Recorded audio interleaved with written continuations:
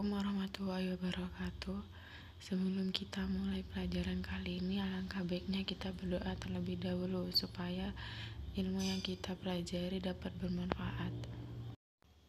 Bagaimana kabar kalian hari ini? Jangan lupa untuk tetap menjaga kesehatan dengan cara mengikuti protokol kesehatan. Sebelum masuki materi, Ibu akan membacakan kompetensi dasar 3.3 menganalisis ketergantungan antar uang dilihat dari konsep ekonomi, produksi, distribusi, konsumsi, harga pasar, dan pengaruhnya terhadap migrasi penduduk, transportasi, lembaga sosial, dan ekonomi, pekerjaan, pendidikan, dan kesejahteraan masyarakat. Adapun tujuan dari pembelajaran ini ialah peserta didik mampu menjelaskan memanfaatkan persaingan sebagai peluang untuk meraih keunggulan ekonomi bangsa.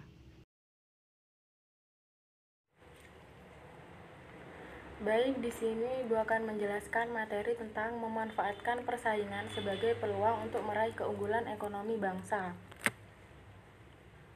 Pada subbab sebelumnya, kalian telah belajar tentang perdagangan internasional. Faktor yang mempengaruhi terjadinya perdagangan internasional adalah keunggulan komparatif dan keunggulan mutlak dari setiap masing-masing negara. Teori keunggulan mutlak. Teori perdagangan yang dikemukakan oleh Adam Smith, perdagangan antar dua negara terhadap dua jenis barang akan terjadi jika masing-masing negara mempunyai kekuatan dalam memproduksi barang tertentu. Keuntungan yang diperoleh oleh dua negara tersebut akan mengimpor barang-barang lain dengan harga murah daripada memproduksi sendiri. Dengan cara ini, negara-negara yang punya keunggulan mutlak dan mengimpor barang yang mempunyai kerugian mutlak.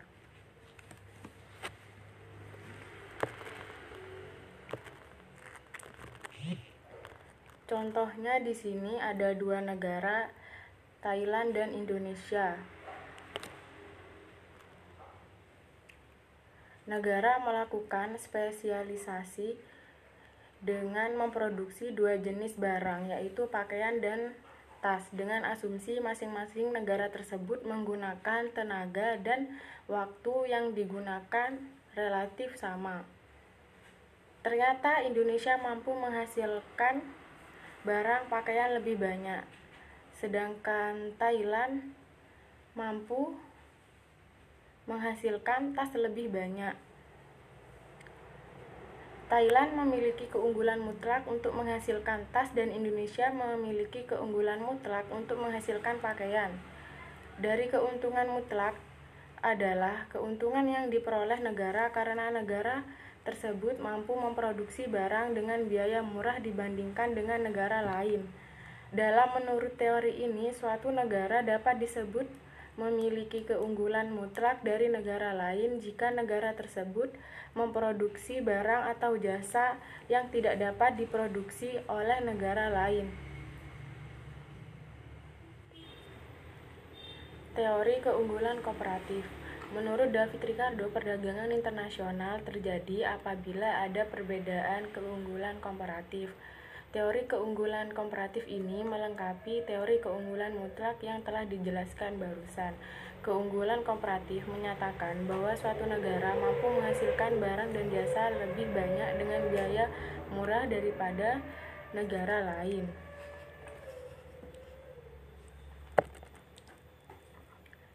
Contohnya di sini ada dua negara, Indonesia dan Malaysia.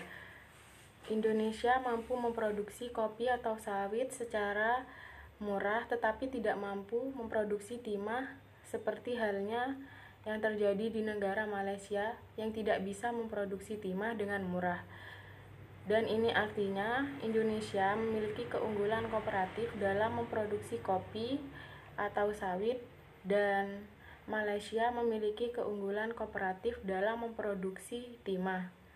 Keunggulan komparatif yaitu dengan dapat meningkatkan standar kehidupan dan pendapatannya jika negara tersebut melakukan spesialisasi produksi barang atau jasa yang memiliki produktivitas dan efisiensi tinggi.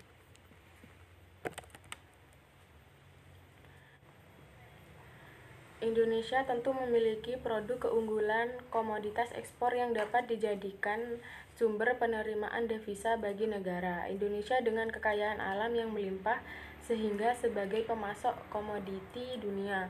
Komoditas unggulan yang dapat memberikan kontribusi bagi pasaran dunia antara lain adanya minyak sawit, karet, kopi, robusta, beras, kakao, cengkeh, rempah-rempah, dan lain sebagainya.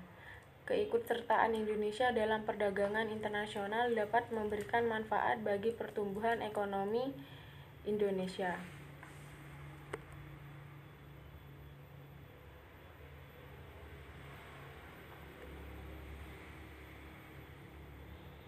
Tantangan yang dihadapi dalam perdagangan internasional dalam era perdagangan bebas akan berdampak yang kurang menguntungkan.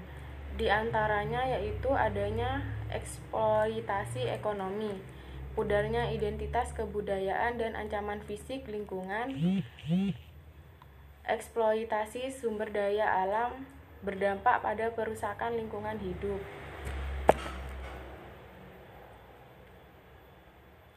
Hal yang dapat dilakukan agar produk disukai oleh pasar ataupun masyarakat yaitu dengan cara selalu menjaga kualitas produk yang diproduksikan agar kepercayaan masyarakat terus meningkat, melakukan promosi melalui berbagai media agar produk yang dihasilkan dapat dikenal oleh masyarakat luas. Kesimpulan, faktor yang mempengaruhi terjadinya perdagangan internasional antara lain keunggulan komparatif dan keunggulan mutlak. Pemanfaatan potensi harus dikembangkan agar memberikan manfaat bukan hanya oleh masyarakat Indonesia, akan tetapi bagi negara lain melalui kegiatan perdagangan internasional. Untuk materi kali ini Ibu akan cukupkan. Semoga bermanfaat. Dan untuk materi pada pertemuan minggu depan akan membahas mengenai pengembangan pusat-pusat keunggulan ekonomi untuk kesejahteraan masyarakat. Terima kasih. Wassalamualaikum warahmatullahi wabarakatuh.